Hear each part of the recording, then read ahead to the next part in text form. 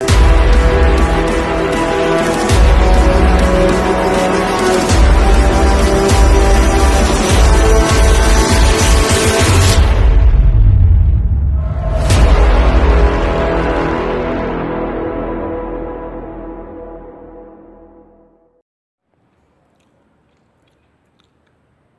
buddies, this is Chris Sniper 8121.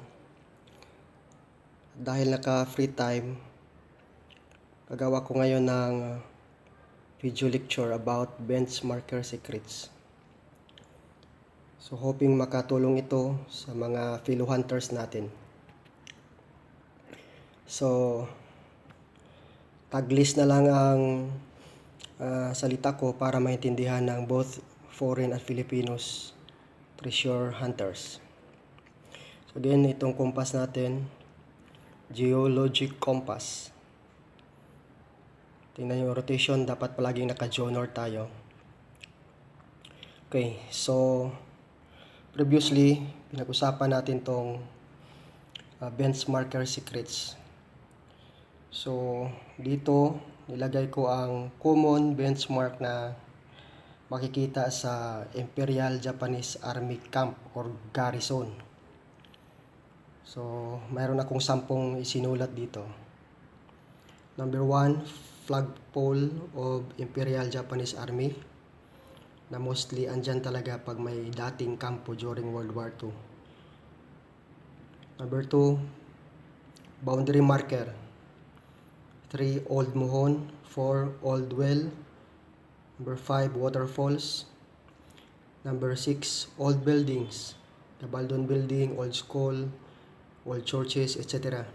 Number 7, old tree. Mga century tree. Number 8, big boulder marker. Yung mga malaking bato sa site na hindi talaga ma-move o magalaw kahit ilang century. Number 9, caves. Mga yungib. Lalo na pag ang cave is facing east. Then number 10, open tunnels. Mga tunnel na ginawa talaga ng AIJA during their stay dito sa Pilipinas. Marami na kaming napasukan na mga ganyan.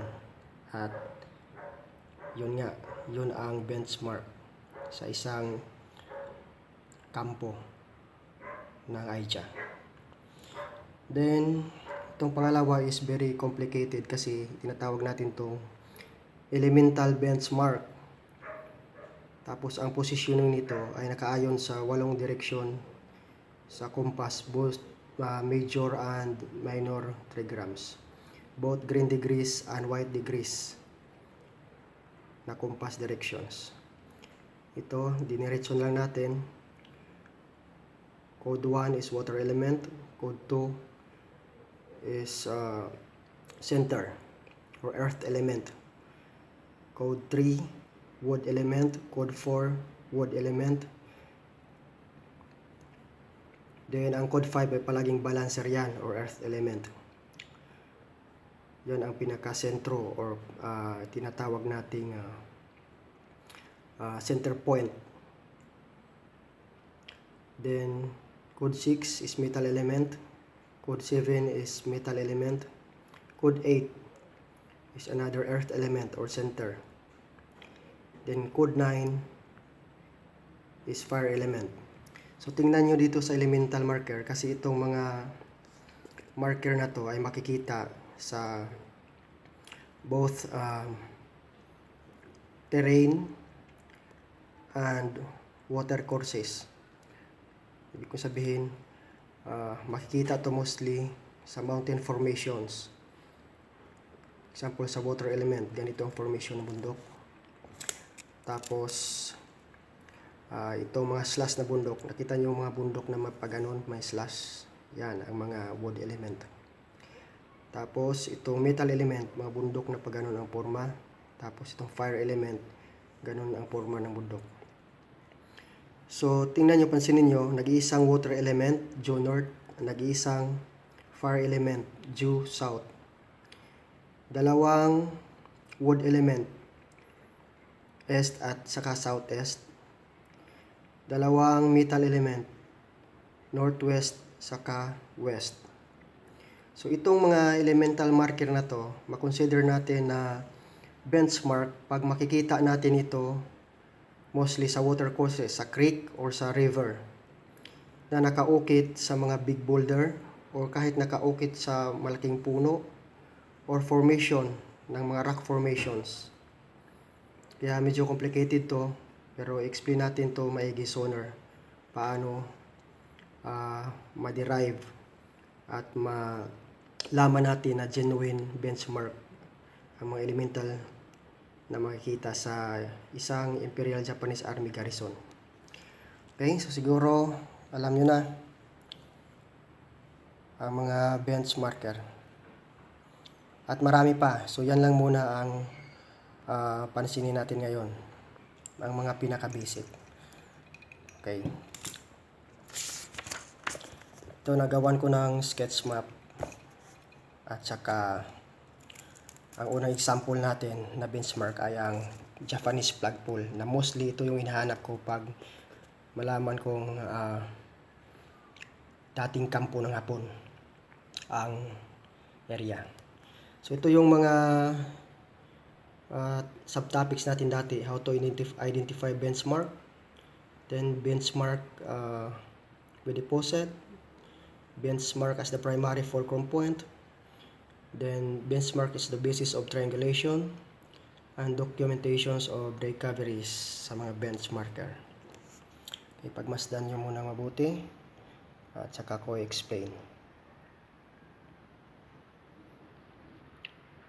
Okay, so dito tayo. Ang benchmarker natin ngayon ay Imperial Japanese Army flagpole during World War II or previously, kasi may mga advance party ang AIJA nandito na